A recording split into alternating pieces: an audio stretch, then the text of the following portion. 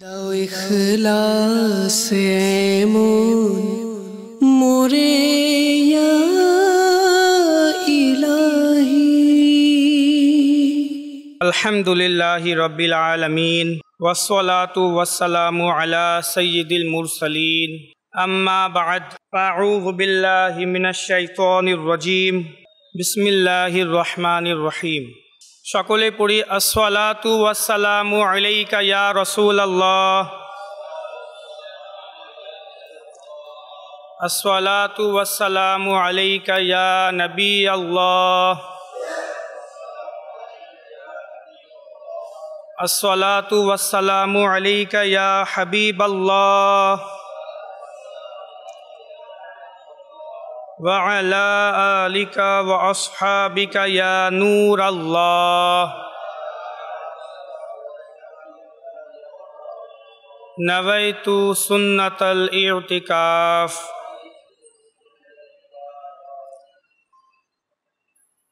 তাফসিরে রুহুল বয়ানের মধ্যে ইমাম ইউসুফ নাভানি রহমতুল্লাহি তাআলা আলাইহি অনেক সুন্দর একটি দুরূদ শরীফের ফজিলতের ঘটনা তিনি লিখেছেন। হযরত সাইয়েদুনা সুফিয়ান সাউরি রহমতুল্লাহি আলাইহি বলেন, আমি কাবা শরীফের তাওয়াফ করার সময় এক আশিকে রসুলকে প্রতিটি কদমে রহমতে আলম নূরে মুজাসসাম রসুল আকরম সাল্লাল্লাহু আলাইহি ওয়াসাল্লামের উপর দুরূদ শরীফ পাঠ করতে দেখে জিজ্ঞাসা করলাম যে ভাই, আপনি সুবহান আল্লাহ, লা ইলাহা ইল্লাল্লাহ বা অন্য কোনো দোয়া না পড়ে তাওয়াফের সময় শুধু দুরূদ শরীফ পড়ছেন কেন? কাবা শরীফের তাওয়াফের 7টি চক্কর হয়, প্রত্যেক চক্করের নির্দিষ্ট কিছু দোয়া আছে।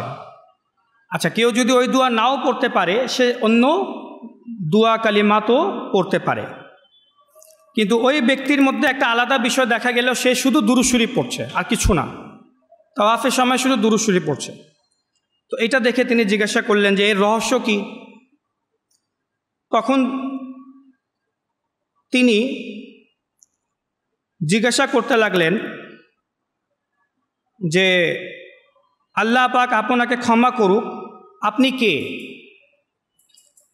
আমি বললাম, আমি সুফিয়ান সরি।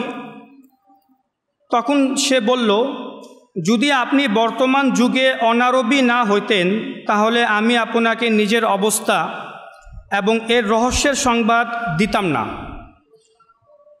অতঃপর সে যুবক বললেন যে আমি আমার পিতার সাথে বাইতুল্লাহর হজ করতে বের হইলাম। সফর অবস্থায় আমার বৃদ্ধ পিতা খুবই অসুস্থ হয়ে পড়েন। তার চেহারা কালো হয়ে গেল এবং চোখগুলো বেঁকে গেল আর পেটও ফুলে গেল, মানে মন্দ মৃত্যু আর কি। হজের জন্য বের হয়েছে, মাঝপথে অসুস্থ, কিন্তু এই অবস্থা।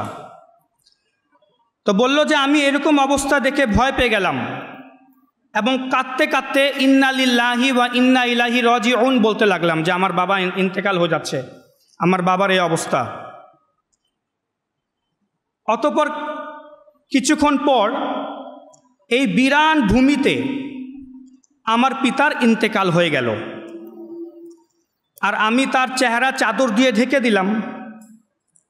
এমন দুঃখের সময়েও আমার ঘুম এসে গেল। সাধারণত কি এরকম সময় ঘুম আসবে? কিন্তু ঘুম এসে গেল এবং আমি শুয়ে পড়লাম।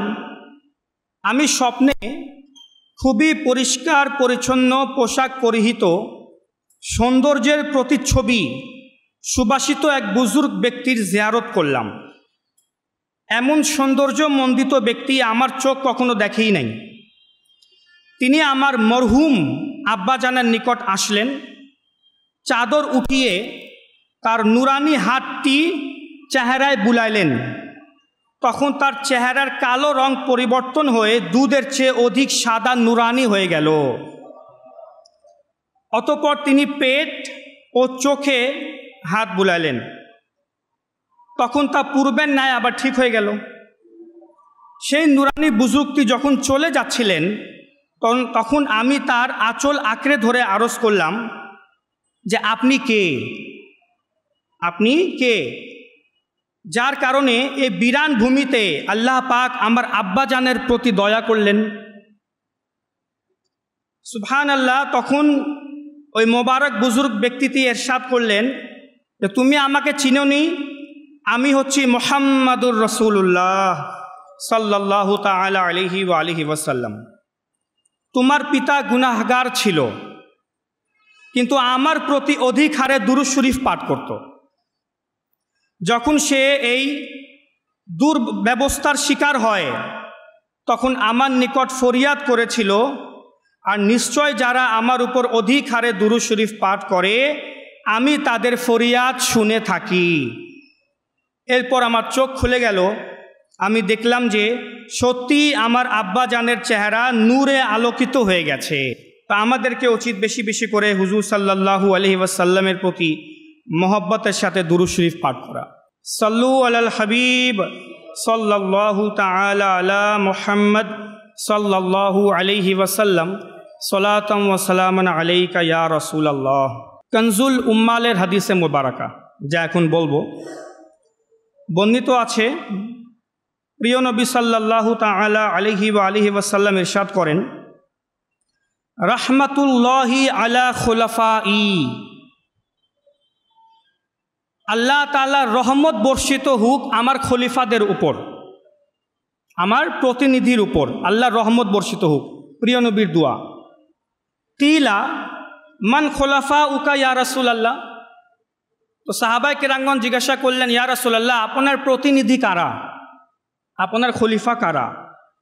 তো ক্বালা রাসূলুল্লাহ সাল্লাল্লাহু আলাইহি ওয়াসাল্লাম, প্রিয় নবী সাল্লাল্লাহু আলাইহি ওয়াসাল্লাম ইরশাদ করলেন, আমার খলিফা হচ্ছে তারা যারা আমার সুন্নাতকে জীবিত করে এবং মানুষকে দ্বীনের শিক্ষা দেয়, এরা হচ্ছে আমার খলিফা, আমার প্রতিনিধি। আবু দাউদ শরীফের হাদিসে মুবারাকা যা হযরত আবু হুরায়রা রাদিয়াল্লাহু তাআলা আনহু থেকে বর্ণিত, প্রিয় নবী সাল্লাল্লাহু আলাইহি ওয়াসাল্লাম ইরশাদ করেন, ইন্নাল্লাহা ইয়াবআসু লিহাযিহিল উম্মতি আলা রাসি কুল্লি মিয়াতি সানাহ মান ইউজাদ্দিদু লাহা দীনাহা। যে আল্লাহ তাবারাকা ওয়া তাআলা আমার পরে প্রতি শতাব্দীতে প্রতি 100 বছর পর পর আমার উম্মতির মধ্যে এমন একজন ব্যক্তিকে পাঠাবেন, মান ইউজাদ্দিদু লাহা দীনাহা, যে দ্বীনে ইসলামকে নতুনভাবে জীবিত করবে।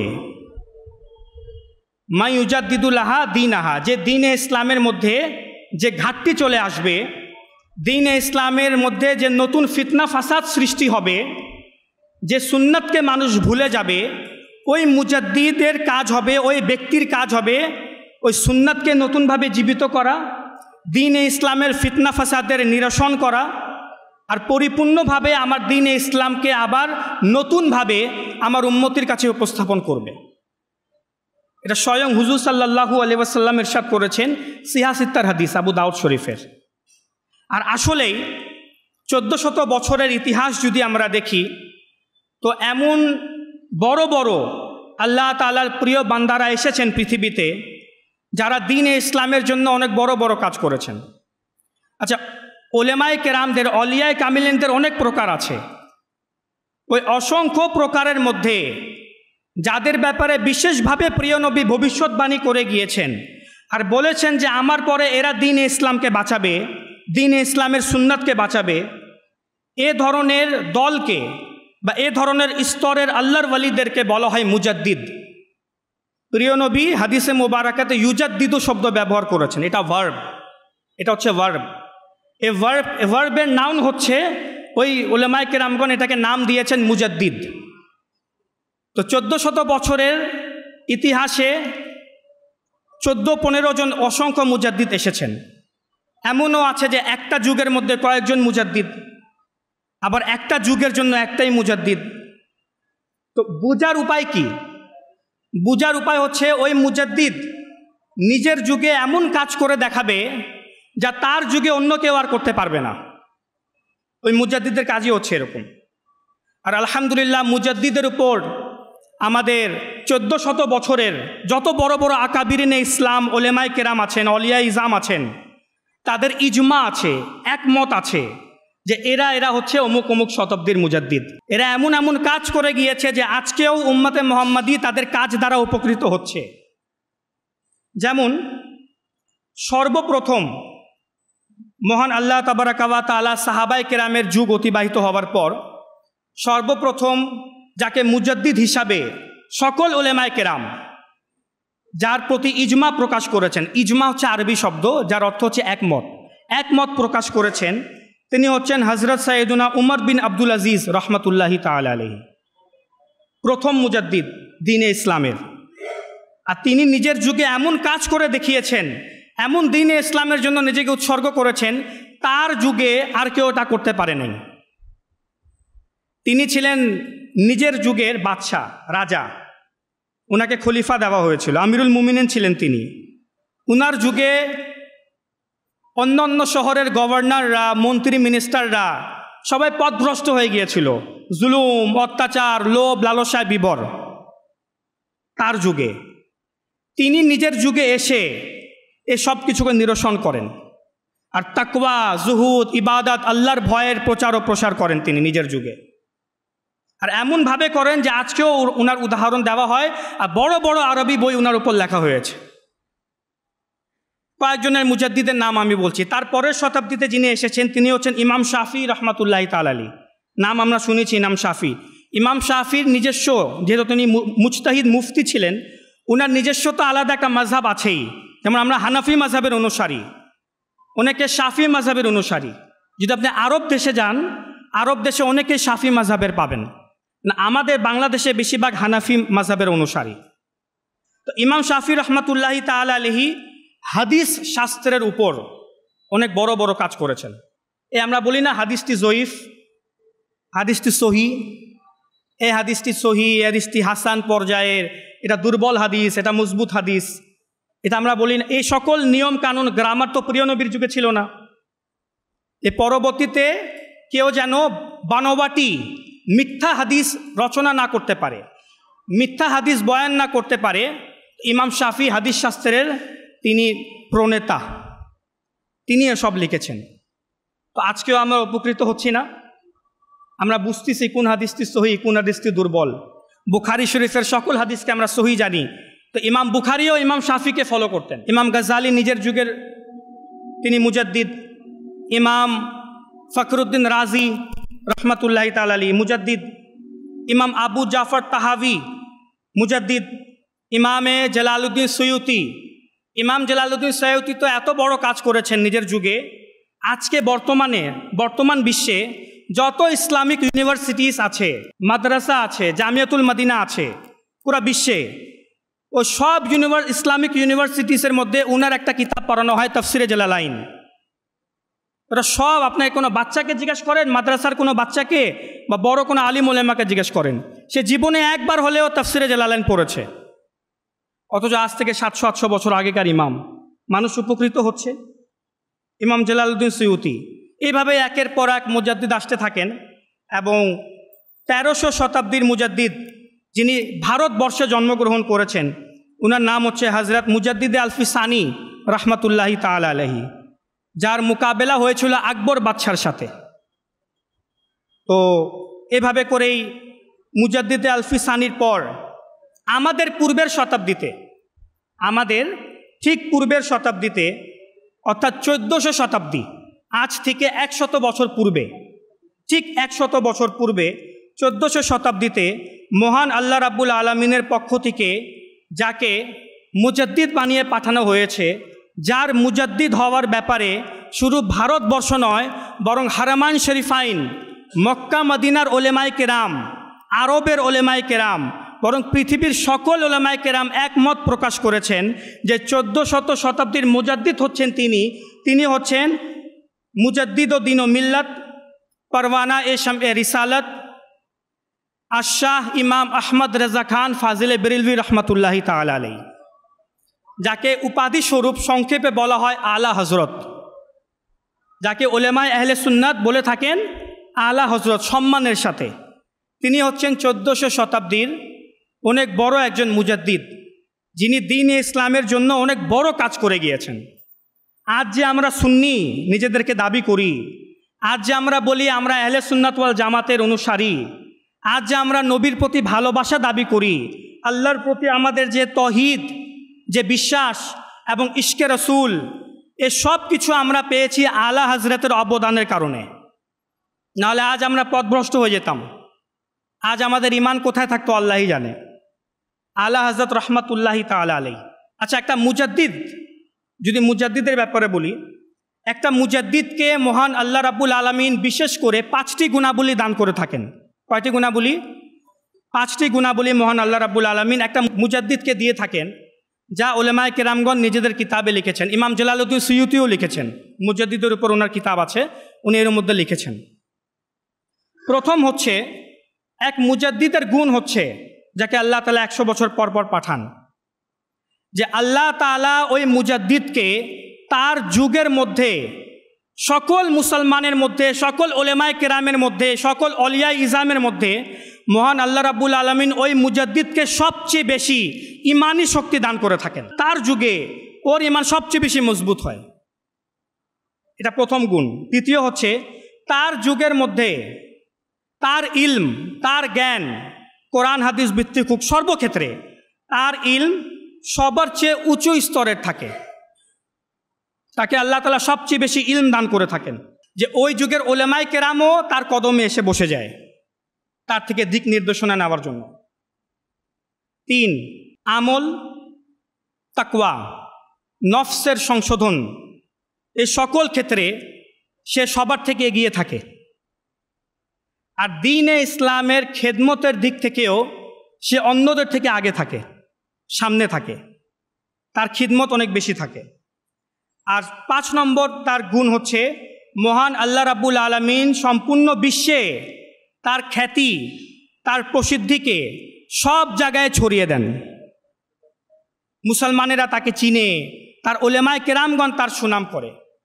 যদি সাধারণ মুসলমানরা নাও জানে, উলামায়ে কেরামের মধ্যে তার সুনাম এবং চর্চা অনেক বেশি থাকে।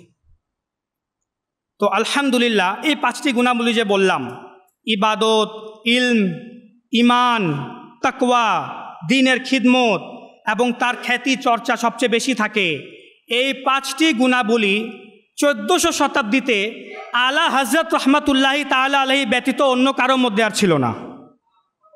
আল্লাহ তাআলা এই 5টি গুণাবলী ইমাম আহমদ রেজা খান আলা হযরতকে দিয়েছেন 1400 শতাব্দীতে। ইমান, ইমানের মধ্যে এগিয়ে; তাকওয়া, তাকওয়ার মধ্যে এগিয়ে; ইলম, ইলমের মধ্যে সবার চেয়ে এগিয়ে। ইলমের ব্যাপারে রিওয়ায়াতে এসেছে যে উলামায়ে কেরামগণ আলা হযরতকে একদা বলল যে, হুজুর, নতুন নতুন প্রযুক্তির আবিষ্কার হচ্ছে। 1400 শতাব্দী থেকে তো আবিষ্কার, বিজ্ঞান নিজের উন্নতির দিকে আগানো শুরু করে দিয়েছিল। তো মুফতিয়ানে কেরামগণ, উলামায়ে কেরামগণ ইমাম আহমদ রেজা খান ফাজিলে বেরেলভী রহমতুল্লাহি তাআলা আলাইহির কাছে এসে বলল, হুজুর, নতুন নতুন মাসআলা সামনে আসছে, মানুষেরা এমন এমন মাসআলা নিয়ে আসতেছে, এমন এমন প্রযুক্তি নিয়ে, যার ব্যাপারে আমরা কখনো শুনি নাই। এখন আমরা তো যেসব মাসলা মাসাইল পড়েছি বা যেসব কিতাবাতির ব্যাপারে, প্রকাশ্য ব্যাপারে আমরা জানি, আমরা তা ফতোয়া দিয়ে দেই। এখন যেগুলো মাসআলা আসতেছে, আমরা এগুলার ফতোয়া কিভাবে দিব? অনেক গবেষণার প্রয়োজন। একটা বইয়ের মধ্যে একটা ফতোয়া পাওয়া যাচ্ছে না, 10টা বই ঘাঁটতে হবে, কিভাবে করব? আর ফতোয়াও আসতেছে অনেক বেশি। তখন আলা হযরত রহমতুল্লাহি তাআলা আলাইহি বললেন, আচ্ছা, কি কি মাসআলা আমাকে শোনাও। তো তখনকার যুগের ওই নতুন নতুন মাসআলা হতে পারে আমাদের জন্য এখন পুরানো হয়ে গেছে, কিন্তু ওই সময়কার নতুন নতুন মাসআলা যখন আলা হযরতকে বলা হয়, তো আলা হযরত রহমতুল্লাহি তাআলা আলাইহি বললেন, আরে এটা তো পুরানো মাসলা সব, তুই ফাথুল কাদির খুলো। ফাথুল কাদির 10-20 খণ্ড সম্বলিত একটা ফতোয়ার কিতাব আরবিতে। বলে, ফাথুল কাদির খুলো, ফাথুল কাদির অমুক খণ্ডের অমুক পৃষ্ঠার মধ্যে দেখো। ফতোয়ায় হিন্দিয়া খুলো, ফতোয়ায় আলমগিরি খুলো, ফতোয়ায় আলমগিরির অমুক পৃষ্ঠার মধ্যে দেখো, এখানে এ মাসলা পেয়ে যাবা। হেদায়া খুলো, হেদায়ার অমুক পৃষ্ঠার অমুক কিতাবের মধ্যে এ মাসআলা পেয়ে যাবা। কুদুরি শরীফ খুলো, কুদুরির অমুক মাসলার অমুক পৃষ্ঠার মধ্যে এ মাসআলাটার উত্তর পেয়ে যাবা।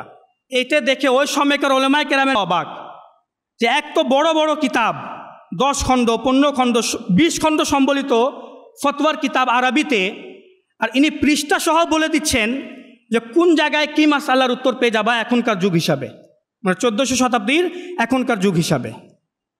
এটা ছিল ওনার ইলমের অবস্থা। আমি পূর্বে বললাম না যে মুজাদ্দিদকে আল্লাহ তাআলা এমন ইলম দিয়ে থাকেন যে তার যুগের মধ্যে আল্লাহ তাআলা ওই মুজাদ্দিদকেই সবচেয়ে বেশি ইলম দেন।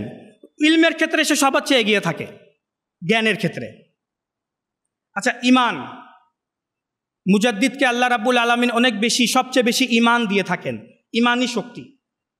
ইমানের ব্যাপারে মহান আল্লাহ রাব্বুল আলামিন কোরআনে পাকের মধ্যে ইরশাদ করেছেন, আর আল্লাহ তাআলা যার অন্তরকে, যার বক্ষকে দ্বীনে ইসলামের জন্য খুলে দেয়, ফাহুয়া আলা নূরিম মির রব্বি, সে তার আপন প্রতিপালকের পক্ষ থেকে নূরের উপর থাকে। এটা ইমানি নূর। যার ইমান মজবুত হয়ে যায়, যাকে ইমানি শক্তি দান করা হয়, সে আল্লাহ তাআলার পক্ষ থেকে ইমানের নূরের উপর থাকে, তার হৃদয় নূরানি হয়ে যায়। আল্লাহ তাআলা ইরশাদ করেন, উলাইকাল্লাযীনা ইমতাহানাল্লাহু কুলুবাহুম লিত্তাকওয়া। আর মহান আল্লাহ রাব্বুল আলামিন ওই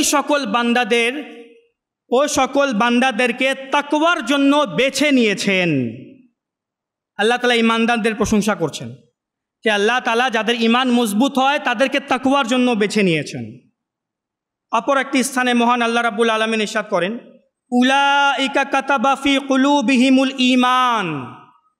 আর এরা ওই সকল ব্যক্তি যাদের অন্তরে কাতাবা, যাদের অন্তরে মহান আল্লাহ রাব্বুল আলামিন ঈমান লিখে দিয়েছেন। কেমন বান্দা এরা? যাদের অন্তরে মহান আল্লাহ রাব্বুল আলামিন ঈমান কি করেছেন? অঙ্কিত করে দিয়েছেন, লিখে দিয়েছেন। আর আমার আকা আলা হযরত মুজাদ্দিদ ও দ্বীন ও মিল্লাত আশাহ ইমাম আহমদ রাজা খান রহমাতুল্লাহি তাআলা আলাইহি ইরশাদ করেন, উনার এখন যে উক্তি বলবো, তিনি যা বলেছেন এগুলাকে এই আয়াতে মুবারাকার কথা চিন্তা করে যদি শুনি, তো তিনি বলেন যে আলহামদুলিল্লাহ, কেউ যদি আমার বক্ষকে, আমার হৃদয়কে 2 টুকরো করে, তাহলে দেখতে পাবে যে এক টুকরোর মধ্যে লা ইলাহা ইল্লাল্লাহ লেখা, অপর টুকরোর মধ্যে মুহাম্মাদুর রাসূলুল্লাহ লেখা আছে। এমন ঈমান। আর প্রত্যেকের ঈমানের প্রকাশ আলাদা আলাদা। প্রত্যেক মুসলমান নিজের ঈমানের মজবুতি যে প্রকাশ করে তা ভিন্ন ভিন্ন হয়। প্রত্যেক অলিয়ায়ে কামিলিনের আলাদা আলাদা। ইমামে আহলে সুন্নাত আশা ইমাম আহমদ রাজা খান রহমাতুল্লাহি তাআলা আলাইহির ঈমানের বহির প্রকাশ, উনার যে ঈমান প্রকাশ হয়, ঈমানের মজবুতি, ঈমানের নূর যে প্রকাশ হয়, তা হয় ঈমানের জান এবং প্রাণ ইশকে রাসূল সাল্লাল্লাহু আলাইহি ওয়াসাল্লামের মাধ্যমে। হ্যাঁ, প্রিয় নবী সাল্লাল্লাহু আলাইহি ওয়াসাল্লামের ভালোবাসা তো ঈমানের জান এবং প্রাণ। বুখারী শরীফের মধ্যে প্রিয় নবী সাল্লাল্লাহু তাআলা আলাইহি ওয়া আলিহি ওয়াসাল্লাম ইরশাদ করেন, লা ইউমিনু আহাদুকুম হাত্তা আকুনা আহাব্বা ইলাইহি মিন ওয়ালিদিহি ওয়া ওয়ালাদিহি ওয়ান নাসি আজমাইন। বুখারী শরীফের হাদিস, যে তোমাদের মধ্যে থেকে কেউ ততক্ষণ পর্যন্ত প্রকৃত মুমিন মুসলমান হইতে পারবে না, তার ঈমান পরিপূর্ণ হইতে পারবে না, যতক্ষণ না পর্যন্ত আমি মুহাম্মদ সাল্লাল্লাহু আলাইহি ওয়াসাল্লাম তার নিকটে তার পিতা, তার পিতামাতা, তার সন্তান সন্ততি এবং প্রত্যেক মানুষ থেকে বেশি প্রিয় না হয়ে যাই, ততক্ষণ পর্যন্ত প্রকৃত মুসলমান মুমিন কেউ হইতে পারবে না। তো বোঝা গেল প্রিয় নবীর ভালোবাসা ঈমানের প্রাণ, ঈমানের জান। আর আলা হযরতের ঈমানের বহির প্রকাশ হয় ইশকে রাসূলের মাধ্যমেই। হুজুর সাল্লাল্লাহু আলাইহি ওয়াসাল্লামের মোহাব্বত এবং ভালোবাসা যেভাবে আলা হযরত প্রকাশ করেছেন, তা শুনলে বা পড়লে সাহাবায়ে কেরামের কথা মনে চলে আসে। যেমন সাহাবায়ে কেরামের একটি অভ্যাস ছিল যে তারা যখন প্রিয় নবীর দরবারে যেতেন, প্রথমে বলতেন, কোনো মাসআলা জিজ্ঞাসা করার জন্য বা কোনো জিনিস জিজ্ঞাসা করার জন্য যখন যেতেন, প্রথমে বলতেন, ফিদাকা ইয়া রাসূলুল্লাহ, ইয়া রাসূলুল্লাহ, আমার পিতা মাতা, আমার জান মাল সব কিছু আপনার জন্য কুরবান। হুজুর নামাজের মাসআলা বলে দিন। এইভাবে করে প্রথমেই নামাজের মাসআলা হোক, দুনিয়াবি সংক্রান্ত কোনো বিষয় হোক, প্রিয় নবীকে যে ব্যাপারেই কোনো কথা বলতে যেতেন, প্রথমে নিজের মহব্বত প্রকাশ করতেন, ফিদাকা ইয়া রাসূলুল্লাহ। ইয়া রাসূলুল্লাহ, আমার পিতা মাতা, আমার সব কিছু আপনার জন্য কুরবান। হুজুর এই ওযুর মাসআলাটা একটু বলে দিন প্রিয় নবীর কাছে। নামাজ ওযুর মাসআলা জিজ্ঞাসা করার পূর্বেও সব কিছু উৎসর্গ করে দিতেন প্রিয় নবীর দরবারে। এটা সাহাবায়ে কেরামের মহব্বত ছিল, ইশক ছিল। আচ্ছা, আলা হযরত রহমাতুল্লাহি তাআলা আলাইহি তিনি কি বলেন, তিনি নিজের মহব্বত ভালোবাসাকে কিভাবে প্রকাশ করেন? তিনি বলেন, উन्हें जाना उन्हें माना ना रखा गैर से काम। उन्हें जाना उन्हें माना ना रखा गैर से काम। उन्हें जाना उन्हें माना ना रखा गैर से काम। लिल्लाहिल हम्द मैं दुनिया से मुसलमान गया। लिल्लाहिल हम्द मैं दुनिया से मुसलमान गया। निअमते बाटे ताजी समते वो दीशान गया। এখন আলা হযরতের ইশকে রাসূল দেখেন, যেহেতু তিনি ভারতের উনার জন্ম, তিনি নিজের নাতও লিখেছেন উর্দু ভাষায়, হিন্দি ভাষায়। তো তিনি বলেন, উन्हें जाना उन्हें माना না রাখা গैर से काम। প্রিয় নবীকে মেনেছি, প্রিয় নবীকে জেনেছি, প্রিয় নবীর উপরই আমার বিশ্বাস। অপর কারো থেকে, অপর কোনো মখলুক বা মানুষ থেকে আমার কোনো ভরসা নাই, তাদের থেকে কোনো কাজ কাম আমি রাখি নাই। আমার সমস্ত সম্পর্ক হুজুরের সাথে। আলহামদুলিল্লাহ, এ ওসিলায় আমি দুনিয়া থেকে মুসলমান হয়েই যাব। আলা হযরতের ভালোবাসা। আচ্ছা, শুধু তাই নয়, ইমাম মুল্লা জামি অনেক বড় আশিকে রসুল। উনার কিতাব সব বড় বড় ইসলামিক ইউনিভার্সিটিসের মধ্যে বর্তমানেও পড়ানো হয়। তিনি আরবিক গ্রামারের উপর একটা কিতাব লিখেছেন, শারহে জামি কিতাবের নাম, এখনও পড়ানো হয়। বর্তমান বিশ্বের সকল আরবের মধ্যেও পড়ানো হয়। কেমন আশিকে রসুল, তিনি নিজের এ কথা বলেন, প্রিয় নবীর প্রতি ভালোবাসা প্রকাশ করেন যে, ইয়া রাসূলুল্লাহ, যদি কখনো আপনি আমার পাশ দিয়ে অতিক্রম করে যান, চিন্তা, মহব্বত, ভালোবাসা, ইশকের ভালোবাসার তো কোনো চিন্তার কোনো শেষ নাই।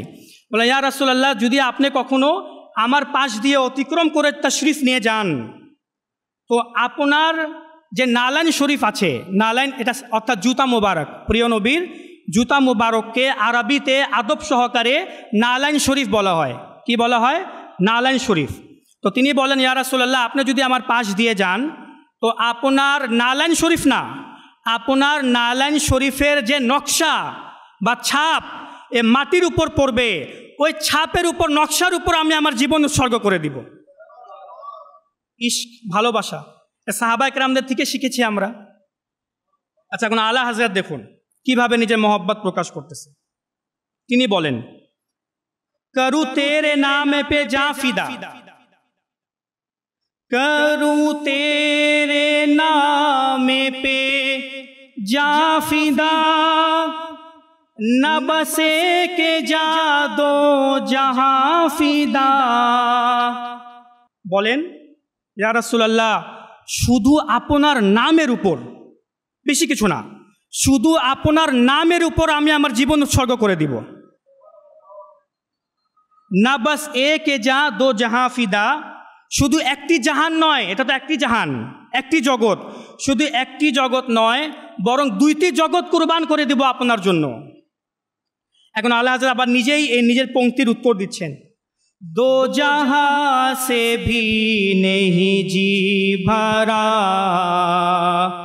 दो जहां से भी नहीं जी भरा, करूं क्या करोड़ों जहां नहीं, सल्लू अलैहि व आलिहि। তিনি বলেন, ইয়া রাসূলুল্লাহ, আমি তো বলে ফেললাম দুইটি জগৎ থাকলে দুইটি জগৎও কুরবান করে দিতাম আপনার জন্য, কিন্তু আকা ইয়া রাসূলুল্লাহ, এই দুইটি জাহান দিয়ে দুইটি জগৎ তো বলে ফেললাম, কিন্তু এটা দিয়ে আমার মন ভরে নাই। দুইটি জাহান দিয়ে আমার মন ভরে নাই, ইচ্ছা তো করে আপনার জন্য যদি কোটি কোটি এরকম জাহান থাকতো, ওই কোটি কোটি জাহান আমি আপনার মহব্বতে কুরবান করে দিতাম। উলেমায়ে কেরামদের মহব্বত দেখুন, বুজুর্গানে দিনদের প্রিয় নবীর প্রতি ইশক দেখুন। ওই হাদিসে মুবারাকা, তোমরা ততক্ষণ পর্যন্ত প্রকৃত মুমিন হতে পারবে না যতক্ষণ না পর্যন্ত আমাকে সবার চেয়ে বেশি ভালো না বাসবে। সবার চেয়ে বেশি ভালোবাসার তো একটা চাহিদাও আছে, একটা প্রকাশ স্থল আছে, ওই প্রকাশ এভাবে হয়। আর আলা হযরত রহমতুল্লাহি তাআলা আলাইহি তিনি মাশাল্লাহ, শেষ করে দিব এই বলেই, এমন আশিকে রাসূল 4টি ভাষায় একটি নাত লিখেছেন। কয়টি ভাষায়? 4টি ভাষায় একটি নাত লিখেছেন, যার মাধ্যমে ওনার ইশকও প্রকাশ পায়, ইমানও প্রকাশ পায়, আবার ইলমও প্রকাশ পায়। এরকম শুনেছেন কখনো? যারা বাংলার কবি তারা বাংলায় লেখে, যারা ইংরেজের পোয়েট, যারা কবি তারা ইংরেজে লেখে।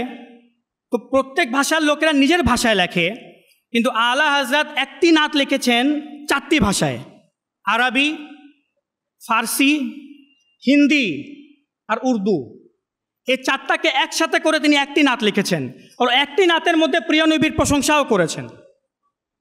আচ্ছা, হিন্দি আর উর্দু তো সামঞ্জস্যমূলক ভাষা, কিন্তু ভোকাবুলারির মধ্যে কিছু পার্থক্য আছে। হিন্দিতেও কিছু ভোকাবুলারি এমন আছে যেগুলো উর্দুতে নাই, উর্দুর আবার কিছু এমন আছে যেটা হিন্দিতে নাই। ফার্সি তো সম্পূর্ণ আলাদা, আরবি তো পুরাই আলাদা। 4টা ভাষাকে একসাথে করে আলা হযরত রহমতুল্লাহি তাআলা আলাইহি কীভাবে মহব্বত প্রকাশ করেন?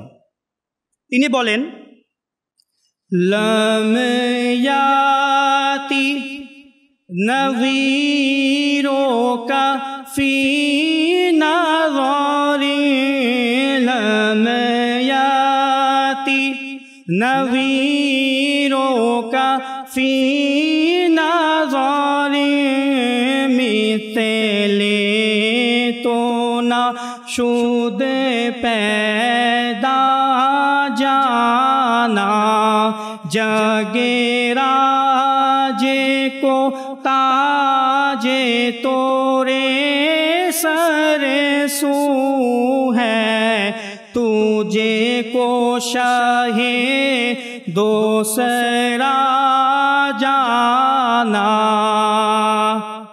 আলা হযরত রহমতুল্লাহ তাআলা বুঝেন তো নাই নিশ্চয়ই, ফার্সিও ছিল, আরবিও ছিল এখানে, আবার হিন্দি উর্দুরও কঠিন কঠিন শব্দ ব্যবহার করছে এখানে। এখানে আলা হযরত শর্টকাটে বলে দিচ্ছে, এটাই বলেছেন, ইয়া রাসূলুল্লাহ, আমার চোখ, আমার দৃষ্টি আজ পর্যন্ত আপনার মতো সুন্দর ব্যক্তিত্বকে দেখেই নাই, পৃথিবীতে আপনার মতো কাউকে দেখেই নাই, শুধু আপনাকেই দেখেছে। আর পরে তিনি লাইনে বলেছেন যে, ইয়া রাসূলুল্লাহ, আপনার মতো ব্যক্তিত্বকে অন্য কোনো মহিলা জন্মই দেয় নাই। যেমনি আল্লাহ তাআলা এক অদ্বিতীয়, আল্লাহ তাআলা আপনাকেও এমনভাবে বানিয়েছে যে আপনার মতো আর কেউ নাই। পার্থক্য হচ্ছে আল্লাহ তাআলা খালিক, সৃষ্টিকারী, তিনি মালিক, আর মখলুকের মধ্যে আপনি সবচেয়ে আলাদা, আপনার মতো কেউ নাই। তো আল্লাহ তাবারাকা ওয়া তাআলা আমাদেরকেও আলা হযরতের মতো হুজুর সাল্লাল্লাহু আলাইহি ওয়াসাল্লামকে ভালোবাসার তৌফিক দান করুক। আমিন বিজাহিন নবিয়্যিল আমিন সাল্লাল্লাহু আলাইহি ওয়াসাল্লাম। সাল্লু আলাল হাবিব সাল্লাল্লাহু তাআলা আলা মুহাম্মদ সাল্লাল্লাহু আলাইহি ওয়াসাল্লাম। দাও ইখলাস এমন মোরে ইয়া